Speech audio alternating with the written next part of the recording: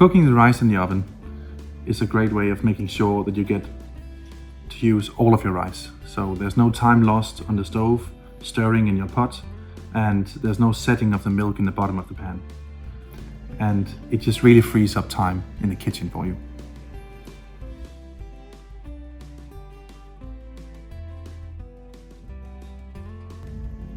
Welcome everyone to the home of Invoq. My name is Jens Bak and I'm a chef here at the home of Invoq in Denmark. And today I have my colleague Sebastian, chef as well. And we're gonna cook a classic Danish Christmas recipe today.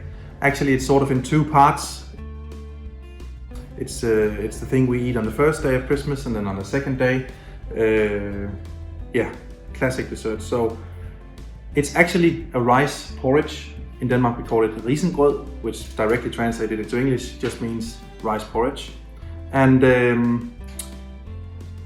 we are gonna boil the rice with some milk in the oven, and then it needs to rest for half an hour. And then you serve it quite simply with a fresh knob of butter and some sugar mixed with freshly ground cinnamon. So first of all, I think we should just start cooking. And here at the home of Invoq, of course, we cook all our foods in the fantastic Combi oven we have just behind us. And Sebastian is going to start up by measuring up for the recipe. For this recipe, we need 3 ingredients: the rice, a pinch of salt, and then of course the milk. And I start with the rice. We have 600 grams that we put into the tray. Then we are adding the milk, 3 liters, and that is the maximum for this recipe.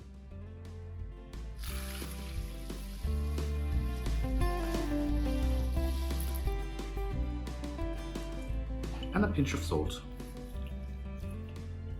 Then we just cover it up, just with a tray, and it's ready to go to the oven. Taking a look at our Risengrød rice porridge recipe. So we're going to start off the oven and going to recipes. And it's part of the general recipe pack. It's in the category of sweets, which is here, and Invoq Risengrød. So first of all, the oven needs to steam at 120 degrees. When it reaches 120, it's going to stay for 1 minute. That's to make sure that we get the cabinet saturated and preheated correctly. No step of putting in your rice.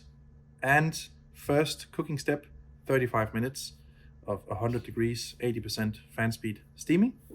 Then the important part about this recipe is that there's one extra note step after your first 35 minutes, which is the note step that tells you to stir the rice. It's actually just quickly using a wooden spoon or spatula and just slowly, gently moving the rice in your tray, lid back on, close the door, and the oven automatically continues for the last half an hour of steaming. Remember to rest your rice on your tabletop or in your roll-in trolley for at least 15 minutes.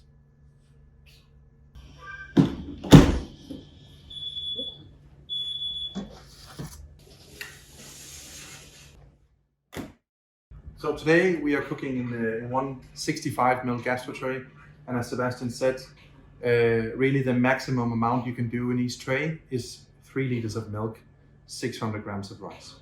The Risengrød rice porridge is actually ready to serve, and Sebastian will just quickly plate the dessert. It's very, very simple. Many families throughout Denmark, Sweden and Norway eat this for Christmas. In some families it's more common to eat it in the mornings of the Christmas days. Some people actually have it as a dessert after the Christmas dinner. It's really up to you. And again, this dish we can trace it all the way back to the 1500s really, when rice and cinnamon became an imported goods from the eastern markets. So first of all, of course, rice was pretty expensive to get a hold of, so it was mainly for the aristocracy and the well-to-do families in Denmark and Sweden. So as time went along, they added more and more extravagant and luxury goods. For instance, the cinnamon, caster sugar, and of course butter as well. So this is the first part of the dessert, a nice hot and creamy bowl of porridge with the cold butter and the cinnamon sugar is lovely to eat. The next step for this recipe is actually turning it into a different dessert, more like a rice pudding that we also eat. And this particular recipe has a very central role of the Danish Christmas dinner. This is what we eat after the roast duck or roast pork, and there's also a bit of a social present game thing going on here. So we'll start turning this into what we call in Denmark Risalamande, which, as the name applies, contains almonds. So our rice is actually pretty chilled now. It needs to chill a little bit before you can mix it. And what we're gonna do is we're gonna mix it with some freshly whipped cream and some chipped almonds and a little bit of vanilla mixed with icing sugar. And then we're gonna serve it with a warm cherry sauce and some Amarena pickled cherries as well.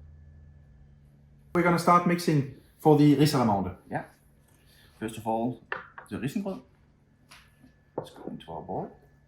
And of course, the first batch here we've cooked in the pinion tray that we use here at the home of Invoq.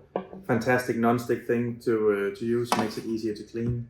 But you can also use the steel gastro tray that we're cooking the second batch in, no problem. Yeah.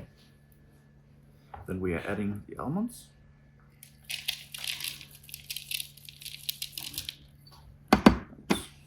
And the vanilla sugar.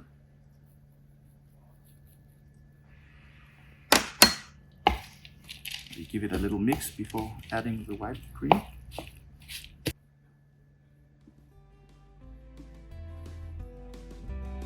It's pretty important when we mix this, the rice has been chilled before you mix it, otherwise the cream will just simply melt. Yeah. Yeah. Just mix till it's nice and fluffy. So, plating is again as simple as just serving a portion. Of course you can serve this with all sorts of garnish, candied oranges or whatever you might want. And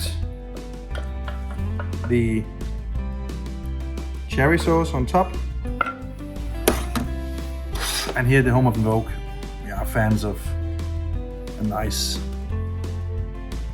Amarena cherry here.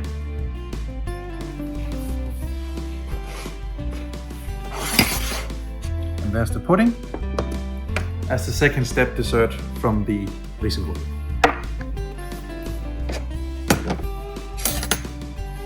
And it's also a nice way to use the leftovers. Exactly. So again, even make this the day before and let it set in the fridge. It gets more pudding-like with the starch from the rice, and the cream gets to set again. So it's even better the second day after mixing.